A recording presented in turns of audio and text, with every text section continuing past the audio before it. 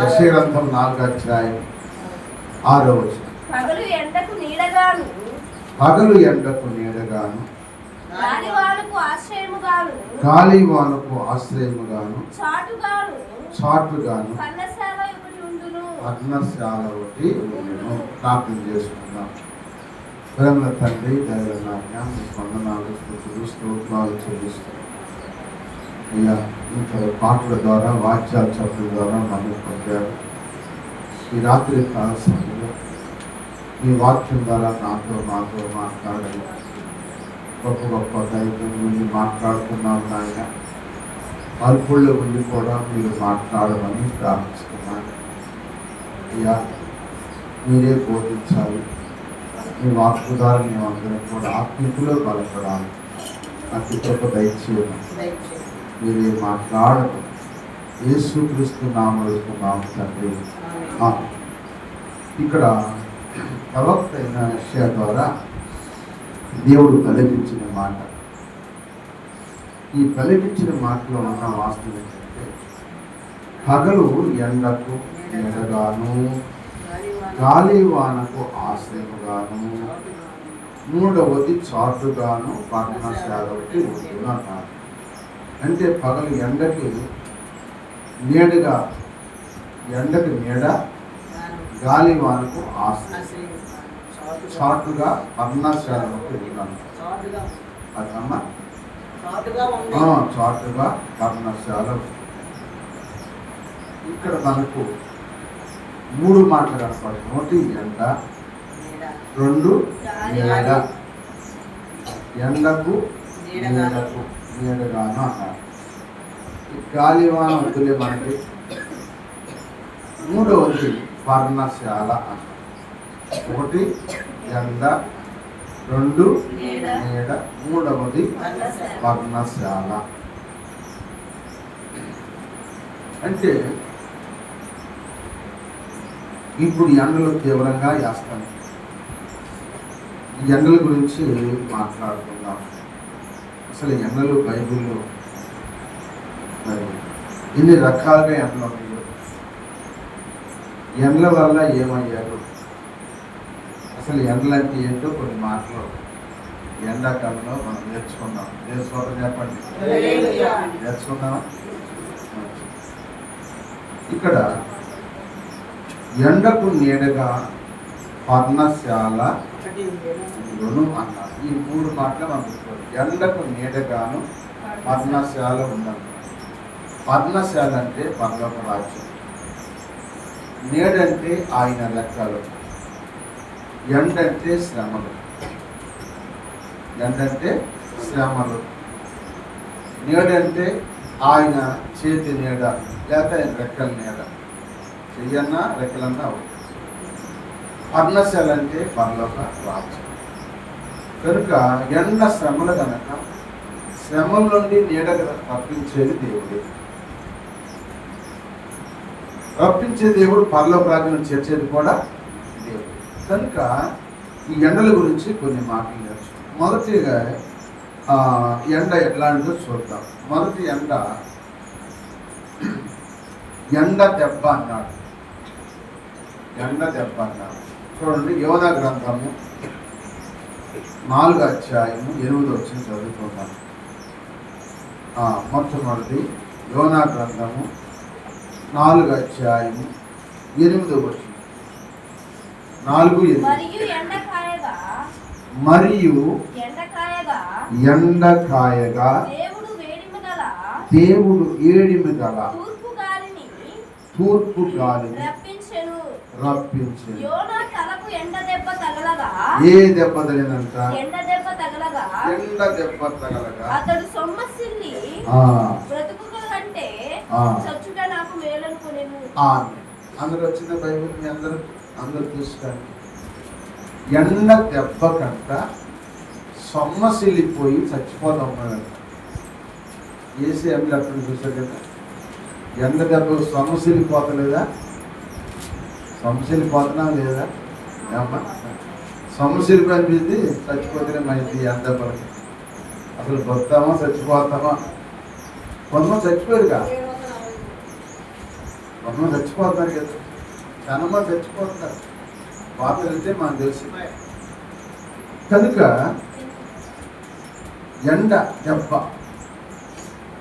ఎండ దెబ్బకి ఎంతో మంది సమస్యలిపోతున్నారు, ఎంతో మంది చనిపోతున్నారు. ఇక్కడ యోనా గ్రంథంలో కూడా యోనా ఒక ప్రవక్త, ఇది ఒక సేవకుడు.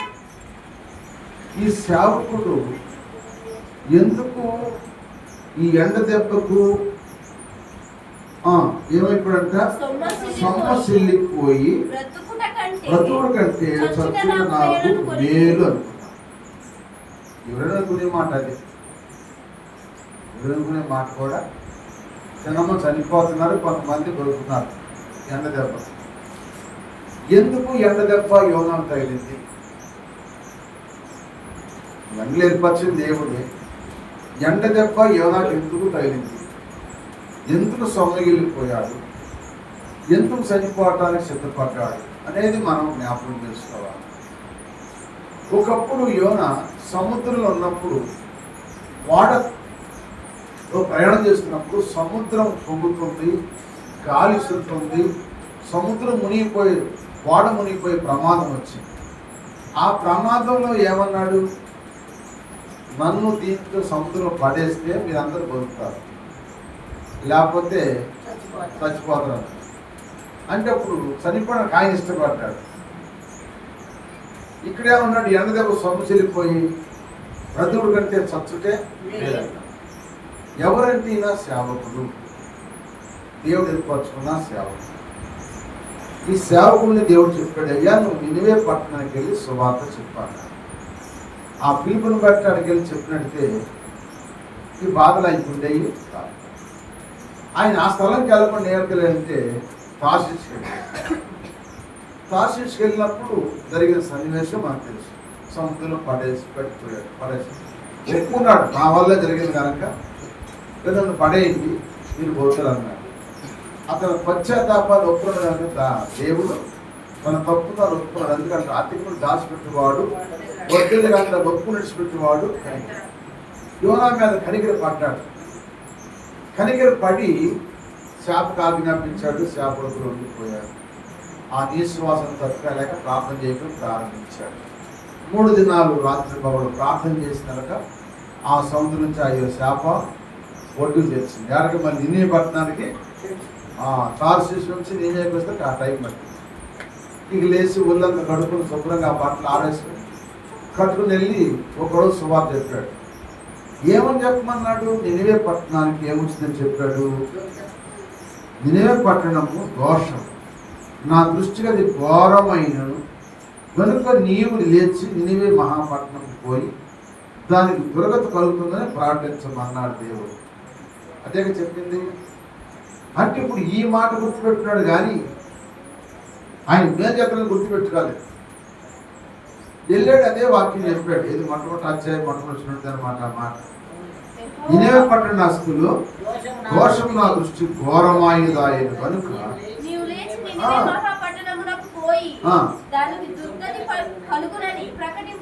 అది అయితే చాలు. ఈ మాట ఎందుకన్నాడు? దాని దుర్గతి అంటే దానికి నాశనం వచ్చేసింది అని చెప్పమన్నాడు. ఇప్పుడు ఇన్ని వరకు నాశనం వచ్చిందని చెప్పమంటే దానికి చెప్పకుండా వెళ్ళిపోయాడు. ఇప్పుడు తిరిగి వచ్చాడు. తిరిగి వచ్చిన తర్వాత ఇప్పుడు వేస్తాడంటే ఈ పట్టణం నాశనం వస్తుంది అని ఒకరోజు చెప్పాడు. సువార్త అదే చెప్పాడు. ఆ సువార్త అందరు వినేసారంటే ఇంకా 2 రోజుల సువార్త ఎన్నో 10 వేలు చెప్పారు. అది 3 రోజులు ప్రయాణం. ఏది నినివే పట్టణం 1,25,000 మందికి ఎక్కువ ఉన్న పట్టణం. ఈ పట్టణం తిరగాలంటే 3 రోజులు పట్టింది. ఒక దినమే తిరిగి చెప్పాడు. ఇక 2 దినాలు ప్రజలు తెలుసుకున్నారు. ఇక అంతే, అందరు గోని పాటలు కట్టుకుని ఉపవాసం ఉంటారు. దేవుని సేవకుడు వచ్చి మనకి మాట చెప్పాడు కనుక మనందరం మన పట్టణానికి దుర్గతి రాకూడదు, మన పట్టణం కాలిపోకూడదు, లేకపోతే మన పట్టణం చనిపోకూడదు, నాశనం కావకూడదని అందరు కలిసి చేశారంటే ఆ వాక్యం విని వాక్యాన్ని బట్టి తప్పించుకోవాలి అని ప్రార్థన చేశారు. ఇప్పుడు ఇదిగా చచ్చిపోతానంటే ఇదిగా ఏం చేశాడు? చచ్చిపోతానని ఊరుకున్నాడా? ఊరుకోలేదు. గోడతోటి తిరిగి ప్రార్థించాడు. ఇల్లు చక్క పెట్టుకోదు కానీ గోడతోటి తిరిగి ప్రార్థించాడు. దేవుడు బతికి. అట్లాగే వీళ్ళు కూడా ఏంటంటే ఉగ్రత వస్తుంది కనుక మీరు తప్పించుకోమని చెప్తే వీళ్ళు ప్రార్థన చేశారు. ఈ ప్రార్థన చేసినప్పుడు ఈనాడికి వెళ్తున్నాడు, నేను చెప్పాను ఇది ఎప్పుడు దీన్ని దొరకత ఎప్పుడు వస్తుంది, ఎప్పుడు ఇది నాశనం అయిపోయిందని ఎక్కడ కూర్చున్నాడు, సముద్రం దగ్గర కూర్చున్నాడు. అప్పుడు దేవుడు చేయాడు, స్వర చెట్టు మొలిపించాడు. ఆ స్వర చెట్టు నేను ప్రశాంతంగా ఉన్నాడు, చూస్తున్నాడు ఎప్పుడు దొరకత వచ్చిద్దా, ఎప్పుడు దొరకత వచ్చిద్దా, ఎప్పుడు ఈ పట్టణం పాడైపోయిందని చెప్తున్నాడు. పాడైపోవడానికి కారణం ఏంటి? నువ్వు వాకింగ్ చెప్పావుగా, ఇంకా ఎందుకు పాడైపోయింది? వాళ్ళు మారు మనసు పొందారు. వాళ్ళు ఏం పొందారు? నువ్వు వాకింగ్ చెప్పావు, దేవుని మాట చెప్పావు, వాళ్ళు భయపడి మారు మనసు పొందారు. వాళ్ళు నీళ్ళు తాకుండా అన్నం తినకుండా ఉపవాసుని ప్రార్థన చేస్తున్నారు.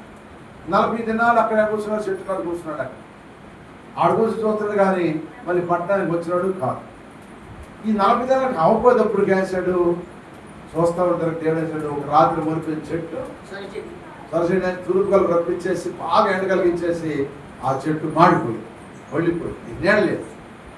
అప్పుడు ఎందుకు ఎండ దెబ్బ తగిలింది, సొంపసిరిగిపోయాడు. ఎక్కడ కూర్చొని ఏమీ లేవు, ఎండ దెబ్బ తగిలి సొంపసిరిగిపోయాడు, చచ్చిపోవడమే బయలుదేరుకున్నాడు. అంటే ఎందుకు ఈ మాట అంటే, ఇప్పుడు దేవుడు అంటున్నాడు, నీకు అర్థమవుతుంది. దేవుడు అంటున్నాడు, ఏమన్నా ఒక రాత్రి కొంచెం రాత్రిలో చచ్చిపోయిన చెట్టుని గురించి నేను విచారపడి చచ్చిపోవటం వెళ్ళనుకుంటున్నావు. మరి 1,25,000 మంది కింద ఉంది కదా, 120,000 కంటే ఎక్కువై కుడి ఎడమలు ఎరుగని చెరువు బహు పశువులు గల నినివే మహాపురము విషయంలో నేను విచారణ. అంటే 125,000 అంటే 1,20,000. ఇంత మహాపురము నువ్వు చెప్పిన వర్తమానంగా అందరూ మారు మనసు పొంది నేను ఎట్లా చెప్తాను చెప్తానికైనా చెప్పింది. మీరు అపరాధంలో పాపంలో చచ్చిన వారు క్రీస్తు మిమ్మల్ని బ్రతికిస్తానికి ఈ లోకానికి వచ్చింది, అంతే పాపం రక్షించడానికి వచ్చింది. ఇప్పుడు వాక్యం చెప్పేవు ధైర్యుడుగా, వాళ్ళు సావడం ఎందుకంటే మారు మనసు పొందారు. వాళ్ళు మారు మనసు పొందకపోతే చచ్చిపోతారు, మారు మనసు పొందకపోతే చచ్చిపోతారు. కానీ మారు మనసు పొందారుగా ఇంకా వాళ్ళు చచ్చిపోతారు. దేవుడు వాళ్ళ మీద జాలి పడతారు. అందుకనండి యోనా 1,105,000 మందికి వెళ్ళిపోయిన పశువులు గుడ్లు అన్నీ కలిసిన ఈ మహాపురం ఒక రోజుకి నువ్వు ఎండ తగిలి సమస్యలు చచ్చిపోదనుకుంటున్నావు. మరి ఇంత పొరకు ఇంత మహాపట్నం నా పొరం మొరబెట్టినప్పుడు నేను వారిని కాపాడుతున్నాను అంటే వీళ్ళు ఏమంటారు, జనగారు ఏమంటారు చెప్పండి, అసూయ కావాలి చచ్చిపోవాలి వీళ్ళందరూ అన్నట్టుగా మాట్లాడు. ఎందుకంటే నీ మాట నెరవేరలేదు. నువ్వు దుర్గ దర్శనం చెప్పేది ఎందుకు రాలేదంటాడు. ఎందుకు వచ్చి దుర్గత చెప్పినప్పుడు వాడు మారేది, చెప్పకపోతే దుర్గత కాయవి, అవునా కాదు? చెప్పినప్పుడు వినకపోతే దుర్గత వచ్చింది, విన్న తర్వాత దుర్గత రాదు కదా. అలాగే మనం కూడా దేవుని వాక్యం వింటున్నప్పుడు దాన్ని బట్టి మనం నడుచుకుంటే మన మీదకి కీడు రానే రాదు, మన మీద కీడు రాదు. వినకపోతే మన మీదకి తప్పనిసరిగా కీడు వచ్చే మాట వాస్తవమే. అందుకే సర్వసృష్టికి వెళ్ళి సర్వలోకానికి వెళ్ళి సర్వసృష్టికి నువ్వు సువార్తను ప్రకటించము, నమ్మి బాప్తిసం వాడు రక్షింపబడి నమ్మను వానికి శిక్ష విధింపండి అని వాక్యం చదివి.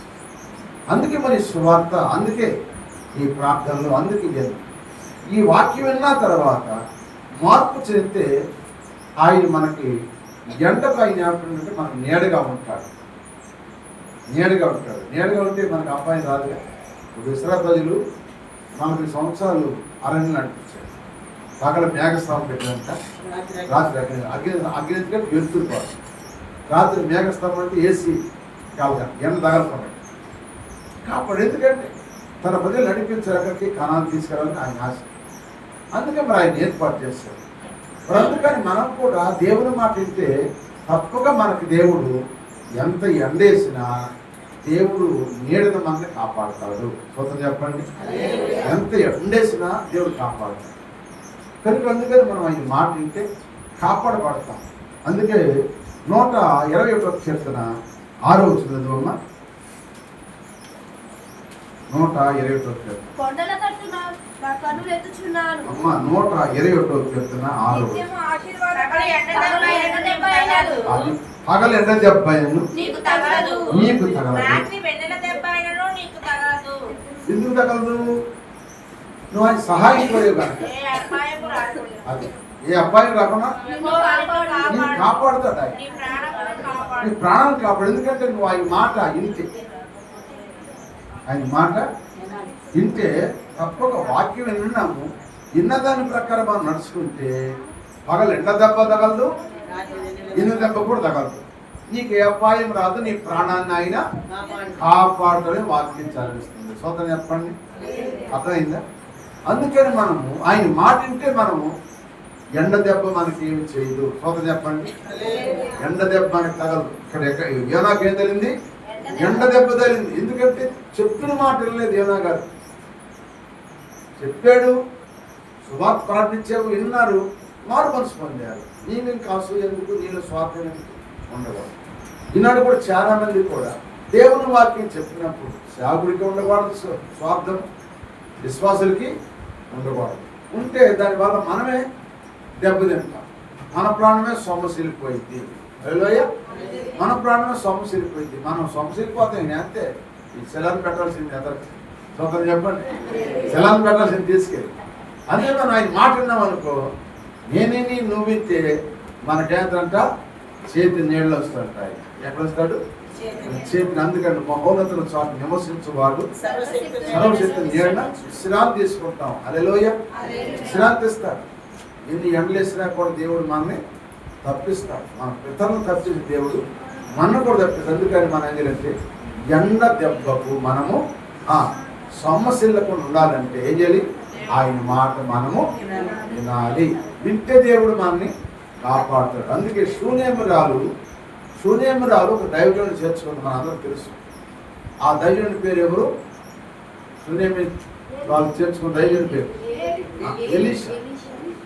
సారేపేట ఎదరాలం ఏలీని, శూన్యమిరాలం ఎలీషా చేర్చుకుంది. ఇప్పుడు ఎలీషా ద్వారా ప్రార్థన చేశాడు. ఆమె చేసిన పరిచర్య బట్టి ఎలీషా ప్రార్థన చేశాడు. ప్రార్థన బట్టి ఆమెకి బెడ్ ఇచ్చాడు. ఆ బిడ్డ పెరిగి పెద్దోడు అయిన తర్వాత తండ్రి అమ్మంటే పొలం వెళ్ళాడు.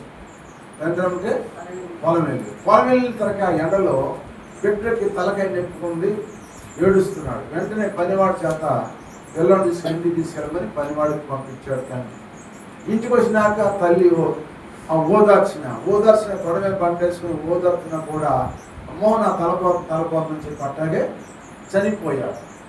ఎండ దెబ్బతో చనిపోయాడు పిల్లడు. పొలం వెళ్ళేసరికి పిల్లడు తలకాయ నొప్పి వచ్చింది, చనిపోయాడు.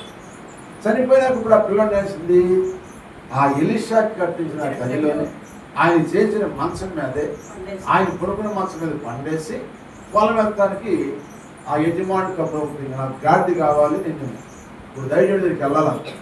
అప్పుడు ఆయన అన్నాడు, ఇది విశ్రాంతి దినం కాదు కదా, నువ్వు వెళ్తానికంటే పని ఉంది, నేను వెళ్ళాలి, అవసరమా?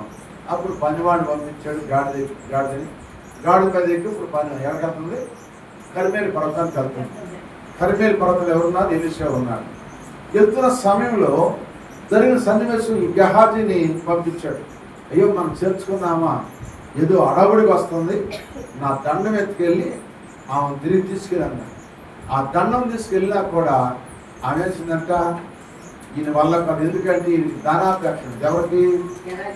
గెహాజీకి ధనాపేక్ష కనుక ఈయన వల్ల కాదు, నాకు ప్రార్థన చేసిన ఆయనే కావాలి అని వెళ్ళే కాళ్ళ మీద పడి. అప్పుడు ఆయన ఏంటంటే ఇది సంగతి. అప్పుడు ఆయన తిరిగి వచ్చేసేటప్పుడు ఆ మంచం మీద ఆ పిల్లవాడి మీద పడుకుని ప్రార్థన చేసినప్పుడు ఆ పిల్లవాడు బ్రతికి తుమ్మాడు. తిరిగి తీసుకొచ్చి తల్లికి అప్పగించాడు. అంటే దేవుని నమ్మిన తల్లి కనుక, దేవుని సేవకుడు చేర్చుకున్న తల్లి కనుక, దేవుని సేవకుడికి పోషించిన తల్లి కనుక, దేవుని సేవకుడు చేసిన ప్రార్థనకి దేవుడు ఆమెను పెట్టించక ఆ బిడ్డ చనిపోయిన మరి బతకానికి కారణం ఏంటంటే ఆ విశ్వాసం ఏంటంటే ఆ దైవుడి మీద. అంటే మనం కూడా ఎవరి మీద ఉంటున్న విశ్వాసం దేవుడి మీద మనం ఉంచాలి. సోదరం చెప్పండి, దేవుడు అతి ప్రాముఖ్యం. మనకు ఎవరు చెప్పండి? దేవుడు ప్రాముఖ్యం, తర్వాత దైవ దేవుడు. సోదరం చెప్పండి. అందుకని ఎండ దెబ్బలు తగలకుండా ఉండవు. చాలా మంది దెబ్బ తింటున్నారు. కానీ ఎండ దెబ్బ అనేది తగలకుండా ఉండాలంటే, ఆయన చేతి నీళ్ళలో మనం ఉండాలంటే మనము కూడా ఆయన చెప్పిన మాట మనము వినేవారిగా ఉందుముగాక. మనం ఆయన మాట విన్నామనుకో, తప్పక మనకు ఎన్ని ఎండలు వచ్చినా కూడా అవి మననేమి చేయవని నేను ప్రభు పేరట మీకు మనవి చేస్తున్నాను. హల్లెలూయా. ఈ మాటలు ఎక్కడ ఉంటాయంటే 2వ గ్రంథం 4వ అధ్యాయము 20 నుంచి ఈ 35 వచనాలు చదవాలి, చదువుకోండి. టైం లేదు కనుక చెబుతున్నాను. స్తోత్రం చెప్పండి. హల్లెలూయా. కనుక ఈ ఎండ దెబ్బ సొమ్మసిల్లిపోతున్న వాళ్ళు ఎంతో మంది. ఈ సొమ్మసిల్లిపోకుండా ఉండాలంటే మనం ఏం చేయాలి ఇప్పుడు చెప్పండి? దేవుని మాట వింటే ఎంత సొమ్మసిల్లిపోయిన దేవుడు మనని స్వస్థపరచును గాక. అసలు మన వేసిన ఎంత తగ్గిపోయింది, ముగ్గురు ఎక్కినమాట. అసలు ఎంత దూరము, కానీ అలాంటి రాబోతుంది, ఇంకా భయంకరంగా రాబోతుంది అనిపించింది. నిజంగా ఈ లాస్ట్ కన్నకే మనం తట్టుకోలేకపోతున్నాము. రేపు నరకంలోకి వెళ్తే మరి అక్కడ అగ్ని ఆరదు, మరి మనిషి సాగు, మరి అక్కడ ఎప్పులు ఎక్కువ ఉంటాయి, అక్కడ ఏ నీడ ఉండదు, ఎవరు దాహించేది కూడా ఉండదు. ఇక్కడ ఉందా మనకి ఈ ఎండకి మనం ఏదో ఒక విధంగా ఏ చెట్టు నీడకి వెళ్తున్నాం, లేకపోతే ఏదో మందులు మాకు వేసుకున్నాం, ఏదో ఒక విధంగా వస్తున్నాం. అక్కడ మన పరిస్థితి ఏంటంటే అనిపించింది అన్నమాట. ఈ కొంచెం ఎండకే తట్టుకోలేకపోతున్నాను. రేపు మన ఫ్రెండ్స్ చనిపోయే రోజు ఉంది అందరికీ. మరి నరకం తప్పించుకోవాలి కదా, మరి ఆ రోజున ఎలా తప్పించుకుంటాం? అక్కడంట ఇప్పుడు దేవుని నమ్మిన బిడ్డలకి ఏనండి, దేవుని నమ్మిన బిడ్డలకి అక్షయ శరీరం, అక్షయ శరీరం అంటే ఆ శరీరము తలుపులు వేసిన వాడేసిన చదివిపోయి ఆదరణ శరీరం. దేవుని నమ్మకుండా జీవించే చూసేవా, వాళ్ళు నరకానికి వస్తారు కదా, వాళ్ళకి ఇదే శరీరం ఉంది సార్, మళ్ళీ ఇదే శరీరం. ఈ శరీరానికి కాలుతుందే నొప్పి వచ్చింది. అక్షయ శరీరానికి కాల్సిన నొప్పి ఉంటుంది. అది అగ్గిలో వెళ్ళినా కాదు, ఎక్కడికి వెళ్ళినా అక్షయ శరీరం కాదు.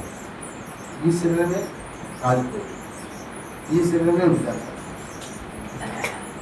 ఈ శరీరమే ఉంది. కాలుతా ఉండిద్ది, వస్తాను ట్యాక్ లేస్తాను, వస్తాను కాళ్ళకాడ మొదలు కాలుతా ఉందనుకో, గుచ్చుకుంటేనే అల్లాడిపోవాలి. ఆ నిప్పుకి కాలుతా ఉండే శరీరం కాలుతున్నా పోదని ఎవరు పెరుగుతూనే ఉంటాను. మొత్తం కాలిపోయి మళ్ళీ మొదలైంది, మళ్ళీ వస్తూ ఉండాలి, మళ్ళీ వస్తాయి. అంతే. ఇక రాత్రి పగలు కూడా అక్కడ ఏడుపులు కడవు. ఇక్కడ కొంచెం ములుగుచ్చుకున్నా ఓర్చుకోలేదు, కొంచెం చెమట పట్టినా ఓర్చుకోలేదు, కొంచెం ఎండేసినా ఓర్చుకోలేదు. మరి ఈ పూర్తి బాధకే మనం ఉంటే మరి అక్కడ నిత్యం అగ్ని కదా. అగ్ని తప్పించుకోవాలంటే మరి దేవుడు గొప్ప దేవుడు కదా, ఈ దేవుడే కదా మనకి. ఈ దేవుడిని నమ్ముకొని మనం జాగ్రత్తగా బతికితే మనం తప్పక ఆ నిత్య నరకం తప్పించుకుంటాం, నిత్య దేవానికి వెళ్తామని ప్రభుత్వం అట్లా మనం చేస్తున్నాం. హల్లెలూయా. నాకు అనిపిస్తుంది అన్నమాట, నిజమే ఈ కాస్తే మనం ఎట్లనుకుంటే మరి దీనికోసం మనం ఈ లోకంలో ఎన్నో పాకులాటలు, పోరాటాలు, దేశాలు, అసూలు, కక్షలు, సొనుగుళ్ళు, గొనుగుళ్ళు, మోసాలు, అబద్ధాలు, రకాలు, పాపాలు, ఇన్ని రకాలు జరుగుతుంది. పైకి మాత్రం సేవకులు లేదా విశ్వాసులే కానీ లోపల జరిగాయని ఎవరు చెప్తున్నారు? ఆయన చూస్తున్నాడు, ఆయన వింటున్నాడు, ఆయన చూస్తున్నాడు. అక్కడ మనం తప్పించుకోవాలి. అందుకే ఈ ఎండకు నీడగాను ఆయన చాటుగా ఉంటానికి పర్ణశాల మన దేవుడు అట్టు పెట్టాడు. కనుక ఎండలనే శ్రమలు మనం తట్టుకుంటేనే ఆయన చాటుకి వెళ్తాము, ఆయన నీడకి వెళ్తాము. లేకపోతే మనము ఆ నీడకి చాటుకు మనం వెళ్ళాలి. కనుక మనం ఆయన మాట ప్రకారంగా మనం వింటే తప్పక దేవుడు మనను ఆయన రాజ్యానికి మనకి చేర్చు. ఇక్కడ కొన్ని శ్రమలు ఉన్నా వీటిని తట్టుకుని ఓర్చుకుంటే మనం రేపు ఆయన రాజ్యాన్ని సంపాదించుకుంటాం. ఈ ఎండల గురించి చాలా విషయాలు ఉన్నాయి, మరి టైం లేదు కనుక నేను ఇప్పుడు ముగిస్తున్నాను. ఇంకో 10 నిమిషాలు ఉంది, ప్రార్థన చేసుకుందాం. 9:30 కన్నా ముగించుకుంటాం. హల్లెలూయా. కనుక అందుకని యెషయా ప్రవక్త చెప్పిన మాట మరోసారి చదివి ప్రార్థన చేసుకుంటాం. చూడండి, పగలు ఎండకు నీడగాను, గాలివానకు ఆశ్రయంగాను, చాటుగాను పర్ణశాల ఒకటి ఉండును. ఆ ఉండే పర్ణశాలే పరలోక రాజ్యము. పగలకు ఎండ ఒక వేడి ఉంటుంది, ఎండ శ్రమలకు సాదృశ్యం కనుక ఈ శ్రమలు మనం ఓర్చుకుని పట్టుకుంటే తప్పగా ఆయన నీడలో మనం చేర్చబడతాం. మనలో అసలు ఆయనే మనకు నీడగా ఉంటాడు. కొంత చెప్పండి, ఆయనే మనకు నీడగా ఉంటాడు. ఆ నీడలో మనం జీవించాలి. అలా ఉందాం. యోనాలాగా మనం అసూయ కానీ చెప్పండి. రెండవది స్వార్థం కానీ లేకుండా చెప్పిన పని మాట చెప్పాడు కానీ మనసులోని దేశము వాలేదు. అర్థమైందా? వాక్యమే చెప్పాడు కానీ దేశం పోలేదు. ఇప్పుడు నేను వాక్యం చెప్పిన తర్వాత ఆ వాక్యం బట్టి నడుచుకుని నాలో దేశం లేకపోతే నేను కూడా పరలోకంలో ఉంటాను. లేకపోతే వాక్యం చెప్పి నేను కూడా నేను దేశంగా ఉంటే నేను కూడా నరకానికి పోతాను. ఎవరైనా సరే నేనే కాదు అందుకే సేవకంట కఠిన తీర్పు 2 ఉన్నాయి. విశ్వాసంగా తీర్పే సేవకుడికి 2 తీర్పులు. అదే యాకోబు రాసిన పత్రిక 3 అధ్యాయాలు అంటాడు. మొట్టమొదటి అంటాడు 3 అధ్యాయాలు. ఎందుకంటే వీళ్ళు అనేకులు బోధకులు ఆకుడు అంటాడు. చదవండి 3 అధ్యాయం యాకోబు పత్రిక.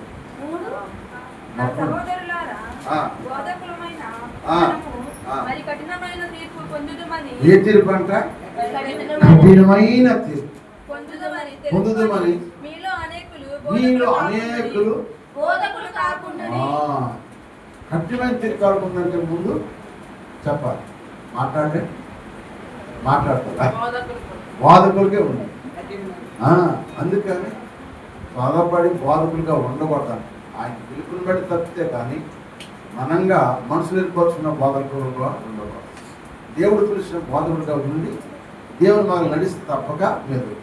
అలాగే విశ్వాసమైన సరే వాక్యం విన్నాను, వాక్యం బట్టి మనం నడుచుకుంటే రేపు ఆ నరకానికి బాబు మనం కూడా తప్పించుకుంటాము. అందుకని ఇప్పుడు ఈరోజు మనం నేర్చుకున్న పాటలు చెప్పండి.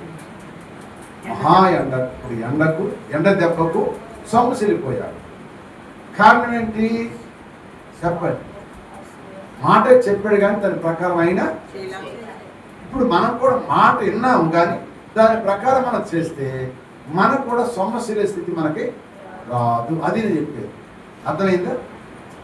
వాక్యం విన్నాము, విన్నా ప్రకారం మనం కూడా స్వార్థం లేకుండా సొనుగులు లేకుండా వాక్యాన్ని బట్టి మనం నడుచుకుంటే, వాక్యాన్ని భయపడితే ఎండ దెబ్బ మనం తగలదు, సొమ్మసిల్లి పోము. దేవుడు తన నీడను మనల్ని కాపాడతాడు. హల్లెలూయ. అందుకని నిన్న నీవు చెప్పి నేను దేవుని భయపడి దేవుని సెలవు జీవిద్దాం. అట్టి కృపా దీవెన పరిశుద్ధాత్మ దేవుడు మనందరూ దయచేయు గాక. అందుకే ఆయన మహా ఎండలో కూడా కాలిన అరణ్యంలో కూడా మన కొరకు క్షయించి మన కొరకు నీడగా ఉండటానికి ఆయన సిలువలో 9 గంటల నుంచి 3 గంటల వరకు ఎండలో మన కొరకు విజ్ఞాపన చేశాడు. ఈ విషయాలన్నీ ప్రభు చిత్తమైతే రేపు పెదలకాడ రండి. పెదలకాడ వస్తే కొన్ని విషయాలు నేర్చుకున్నాం. ఎండల గురించి ఎన్ని దెబ్బలు ఉన్నాయో మీకు చెబుతారు. హల్లెలూయ.